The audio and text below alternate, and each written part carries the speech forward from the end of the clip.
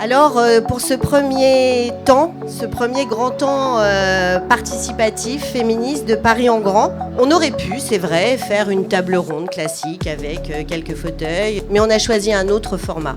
Mais surtout, on s'est dit, on va à travers ce format marquer une conviction. La conviction de Paris en grand, c'est que toutes les femmes à Paris doivent pouvoir être écoutées, entendues, respectées. Si je prends la parole aujourd'hui devant vous, c'est pour témoigner de ma réalité et dénoncer le système qui, par ses choix et ses inégalités, perpétue la dévalorisation du travail des femmes. Je me lance parce que je veux choisir ma vie, ne plus la subir. Pour me loger à Paris est devenu un enfer. J'ai des amis qui ne peuvent pas quitter leur mari, parfois violent. Je m'appelle Hope et j'ai 20 ans. En gros, je suis un peu la maman de tout le monde. Je les aime tous.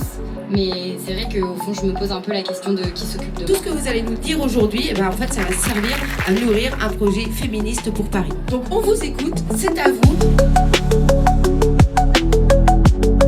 Je crois que quand on dit Paris pour les femmes, c'est évidemment Paris pour les Parisiennes, mais c'est aussi Paris pour les Européennes, Paris pour les femmes du monde entier, Paris pour les Ukrainiennes par exemple, Paris pour les Iraniennes, Paris pour les Afghanes, Paris pour toutes ces femmes-là.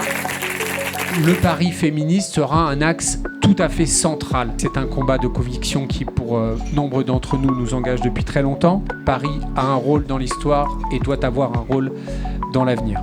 Ce sera la lutte contre les violences sexuelles et sexistes à tous les niveaux, par l'éducation et par toutes les mesures de politique publique que nous identifierons collectivement en matière de police administrative, en matière de dispositifs d'alerte. Paris est la plus belle ville du monde, surtout quand on a du temps et qu'on a de l'argent.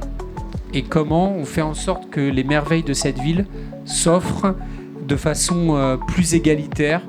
Et l'idée, parce que c'est ce que m'inspirent les 6 portraits qui ont été faits, puis au-delà parce que c'est ce qui m'inspire ce que je sais de vous toutes, c'est que à Paris, il y a des femmes qui sont des combattantes, des citoyennes engagées, des militantes plus simplement.